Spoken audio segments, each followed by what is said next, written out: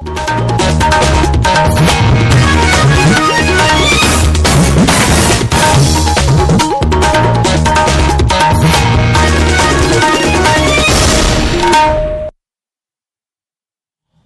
is All India Radio, Shillong. The Northeast News Bulletin read by Rahul Chatterjee. Here is an announcement.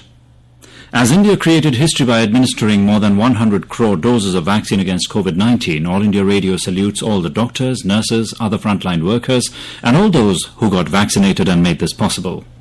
Even though the country has achieved this feat, we caution our listeners that the battle against COVID is not yet over.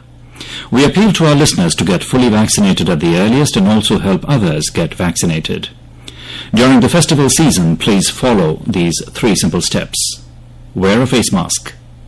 Maintain 2 gaz ki duri for social distancing. Focus on hand and face hygiene. For any COVID-related information and guidance, contact national helpline numbers 011 2397 80 46 and 1075. And the helpline for Meghalaya is 108 and 1070. And now, the news in detail. Nagaland Chief Minister Nephew Rio has asked the central government to repeal the Armed Forces Special Powers Act, AFSPA, from the state. He said this to media persons on the sidelines of the funeral service of the 14 civilians who were killed on the 4th and 5th of this month in Mon in firing by the security forces. Terming AFSPA as a draconian law, he said, India is the biggest democratic country in the world and this law should be removed. The AFSPA has blackened the image of the country, the Chief Minister maintained. Mr. Rio said the Naga people have always opposed AFSPA. In June this year, the Ministry of Home Affairs had extended AFSPA in Nagaland to the 31st of December. Meghalaya Chief Minister Conrad Konkal Sangma yesterday said that the Armed Forces Special Powers Act, AFSPA, should be repealed. The Chief Minister said he was deeply saddened by the loss of lives at the firing incident in Nagaland's Oting.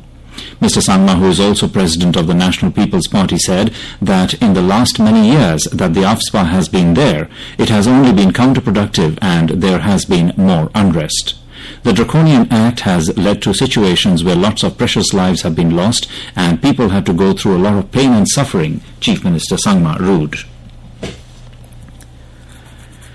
Several shops were gutted when a major fire broke out at Yau Thaim New Market at Joai in West Jaintia Hills of Meghalaya on Sunday evening. The incident took place at around 7 p.m., police said. Preliminary inquiry indicates that 15 temporary sheds in the market and dry fish store made of CGI sheets along with stocks were burnt. However, no human casualty was reported. The Assam government has issued new standard operating procedures, SOPs, for international travellers following the spread of the Omicron variant of the coronavirus in the country. It has been made mandatory for international travellers to undergo RT-PCR test on arrival at the airport. Those who plan to stay in the state must go for mandatory quarantine at home for 7 days. If any of the travellers is found positive, he or she will have to abide by the state government protocol. The swab samples collected from them will also be sent to laboratories for genome sequencing to determine the COVID variant. The state government has also asked those who are going out of or coming into Assam to upload a self-declaration form on Air Suvidha portal before the journey. The West Garo Hills Deputy Commissioner Ram Singh, addressing the district heads during a COVID vaccination meeting yesterday, urged the officers to take up vaccination drive in a mission mode.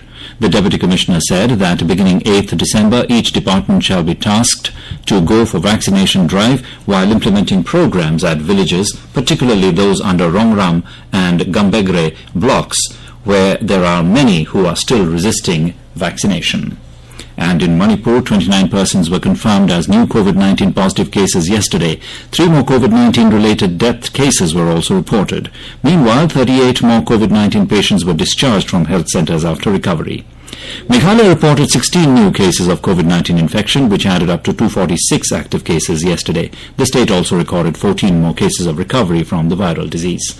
And with that, we end the Northeast News Bulletin, which came to you from All India Radio, Shillong. Have a nice day.